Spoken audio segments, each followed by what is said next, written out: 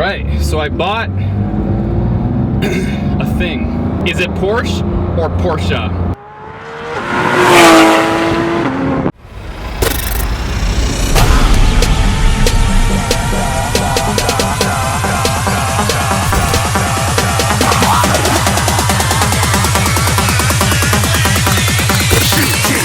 Didn't even get to cross.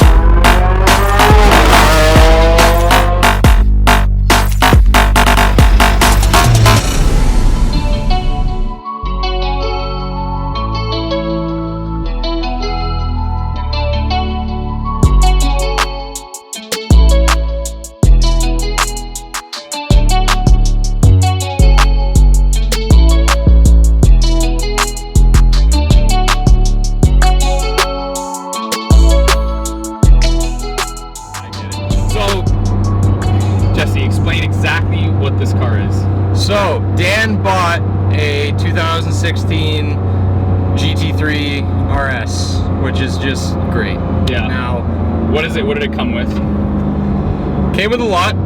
We could read out the options list. Well, you just post it, I guess. Okay. So how and I guess we can go through the options. Like one. Yeah, sure. Like I guess the options that are kind of like really stand out. Okay. It's got carbon buckets, which it's an RS, so that's just standard. Yeah. It's got a roll cage. We don't know whose cage it is, but it looks great, and it's the same color as the calipers and all the accents and the seat belts, which looks good. 6-point harness. Yeah, 6-point Schroth harnesses, which we're not wearing because why would you on the street? Yeah. And so, fun fact: North American Porsches, anytime you see a cage, it's aftermarket. In Europe, you can get them standard because North America sucks. Now, what's interesting, or what would be interesting, is how and why did you buy this car? Like, how did you? How did it come across? So I came across. I don't want to get too specific because I don't. I want to respect the previous or the seller, but I came across the car from a mutual friend, and buddy basically moved and kind of left his life behind locally here, and I've always heard about Porsches being such like epic cars. I think it's a good side road. Sure. Porsches being such epic cars, and I've never really, I guess understood why. Because until owning this car, I've actually never driven a Porsche in my life. So I have always, and one of the reasons why I've never really gravitated towards liking them is because I've always felt that for the dollar value that you spend on these cars, I myself have never felt they look exotic enough. And I know people are gonna tell me, well, Dan, it's not about the look and this and that. Well, I don't give a I like it, and I want to, when I'm spending an X amount of dollars, I want to make sure that I'm buying a car that looks wild. I like wild looking cars. Now, however, I fully understand why and how people completely respect and are in love with the Porsche brand and Porsche brand and Porsche cars. This thing, I've owned multiple exotics, especially Lamborghinis. Well, really only Lamborghinis. Yeah.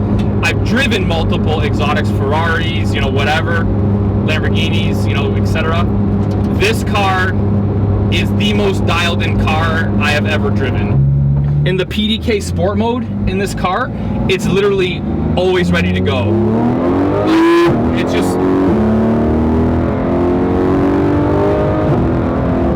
It's got, obviously they keep the revs high in the PDK mode so that it's always ready to go and always on call, but I've never driven a car that was actually set up that way. The transmission in this car is amazing.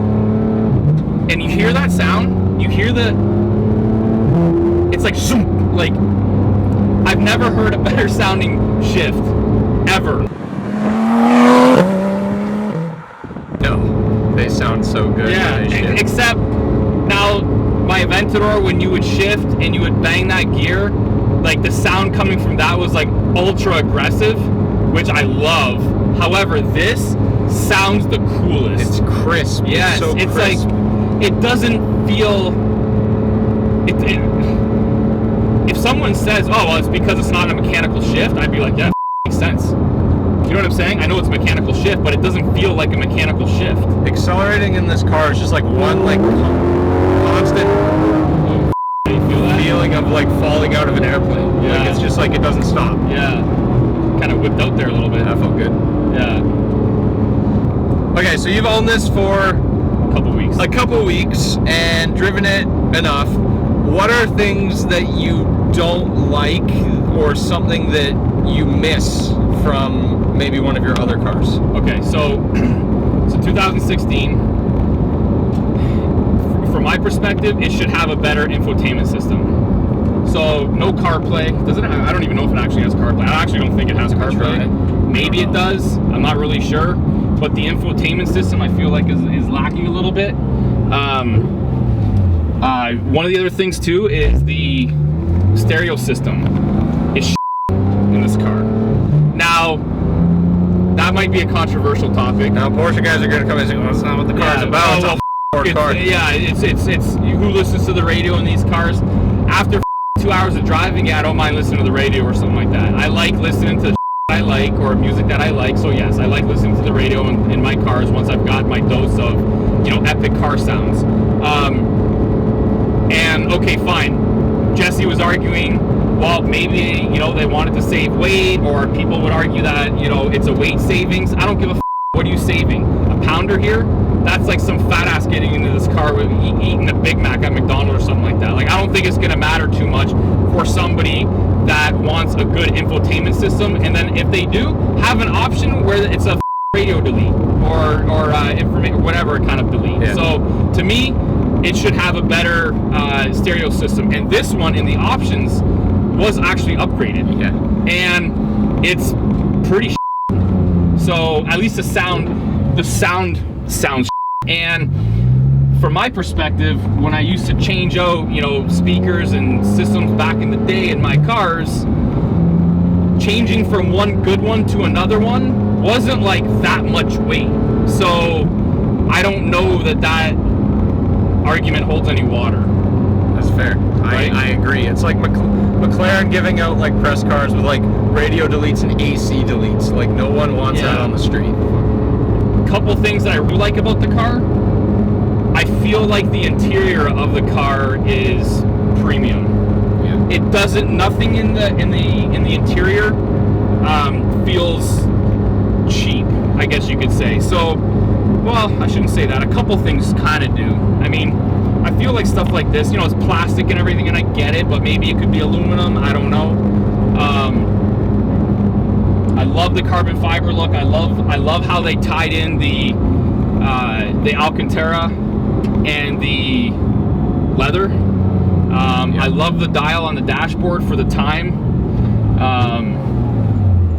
Yeah, I love the cup holders. Yeah. The cup Porsche holders cup pretty holders cool. are A1. Yeah, that's pretty Like sick. they just work well. Yeah. I do feel that I feel like the interior is spicy. Yeah, and the quality of these seats is just insane. Oh, like the carbon back and stuff like that. Seats are sick. Now, another thing that I did notice that was actually pleasantly surprising to me was the sound of this flat six.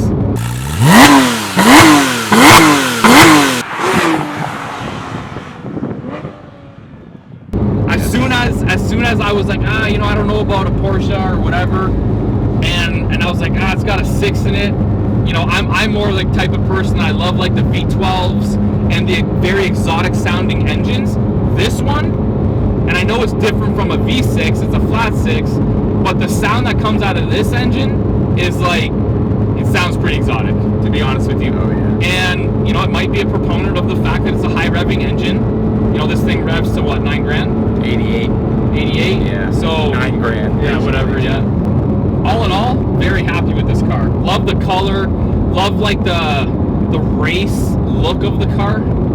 You in the road. You see that? Yeah. The stripes on the car give it like a race feel. There's the other one. Yeah, I love the whole race car feel of this car. I've never really been in a car that was, like I said, more race inspired. How do you find the steering in this car compared to something like your Huracan? Because I think the steering in this car is incredible. Yeah, so the steering on this car is like, I feel a little bit tighter. And the Performante is already tight. Yeah, I feel it's very direct. Yeah. So I haven't taken this to its limits, obviously. But when you're used to driving, I've driven the Huracan. I've driven, then from the Huracan I had the Aventura Roadster. Then from the Aventura Roadster I had the Aventura SV. Then I had the Performante. Then the twin, then I twin turboed that, and then now I'm going into this. I mean, this. It's not like when I'm driving on the road, I don't feel like that much difference. I feel a slight difference, but that slight difference might make a world of a difference when you're taking it to the limit. Does that make sense? Yes. Something that's interesting is what happens in your Huracan if you pull both paddles while you're moving. Neutral. If you hold both paddles in this, it's like clutching in, so it's like you can free rev, and then if you let go, it just puts you back in gear. What do you mean? Hold both and just hit the gas. Like you can. Oh, okay. And then if you. Oh, there we go. Like interesting. Okay. Isn't that cool? I was actually wondering how the to do that, to pop it into like neutral or something like that in this car. I think that's interesting. It's like you could do like a simulated clutch kick with that. Yeah. Almost, it's. So what's crazy is people are gonna probably chew me out, but I'm gonna. So I love driving manual cars. Like one of my favorite. What? I know exactly where you're going with this. There is nothing like this. Is all cool and everything in the PDK. That's what the transmission's called, right? Yes, PDK. So the PDK transmission is sick in this car, and a whole other level. I get all that, but I don't give a what anybody says. Nothing compares to actually manually driving a car. Correct? I agree. No comparison. No. It's slower, but man, is it awesome. I didn't actually, so I have a natural tendency to hold the shifter, and as I was driving in this video, I kept on hitting it into manual, like sliding it over to manual. And for every time I was driving this car, when I would put it into PDK sport mode, it would just automatically kick into drive. Yeah. So I'm like, well, what do I do? Just select whenever I want to use the manual? It didn't even clue in that like on the gear cluster here, all you do is move over the shifter over into the left, and then it pops it into manual, and now you can use it. What else is interesting? You can shift with that too. Yeah, which I think is stupid, but whatever. I agree. But like it's just some people are like, oh, look. Yeah. Like, why would you even do that? I don't know. Like my mom has that in her Focus. You know what I mean? Yes. I've always like talked Porsches. Mm-hmm. Like talked Porsches. I can't wait for the hate to come in on this video, by the way. And that was the one thing I said when you bought this was like, I don't, obviously it's not me to go down. Like this car sounds good. Yeah. That was the one thing I was hoping is like you would just like at least understand what it's about. I'm shocked. Like I'm utterly pleasantly surprised at the sound of this car. Yeah. Yeah. I mean the RS has the different center muffler. It's titanium. The brakes are good. The brakes are very good on this car. Like better than the Huracan. Yeah. For sure.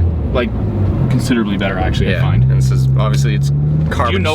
Ceramics. Yeah. Do you know if the brakes are bigger in this car? I don't know. I didn't actually measure. Because we could find out. They look bigger, and I think bigger. That's the other thing. They look great behind the wheel, and I think this car has a really mean stance. You feel that? It's letting go a little bit. Does that have traction control on? Does it have traction control in this mode? No, I think it's like reduced. Is it? You should try shifting it at 9. I kind of want to feel like what that's like. What? Like when it shifts at red line. What that feels like. You want to feel going off the stoplight.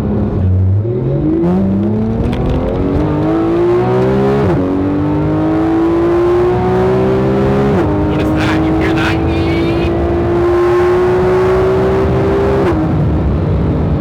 You hear when you're high? What is it? You hear that sound? Yeah, it's like a little whine. I don't know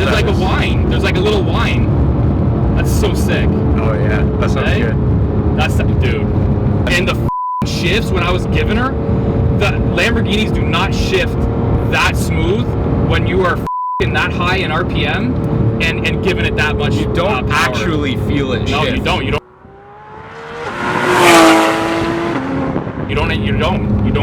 If you weren't trying to feel it, you would not notice it. I swear.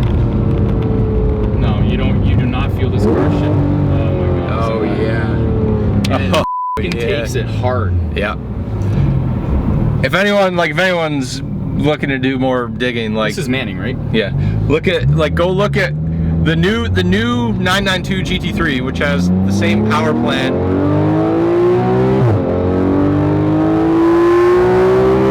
You hear that? Listen to that shit. Oh man, that sounds so good. It feels great over here. That is a good sounding. And that is a good sounding transmission too. Yep. The way it shifts. The way it shifts man. is so good. So the new 992, they stress tested it in Nardo, which is a track in Europe. They ran it at, I think it was 186 miles an hour, which is 300 kilometers an hour for 17 hours. Yeah. Like, these things just take a beating. You can launch them, you can do whatever, supposedly, allegedly. You hear that? Even when you get out of gear, or when you take off. Oh my god, this thing shifts so good. PDK is And you the hear best of the best. Yep. Absolutely. Oh man, best sounding shifts right here, except the downshifts in the Ventura.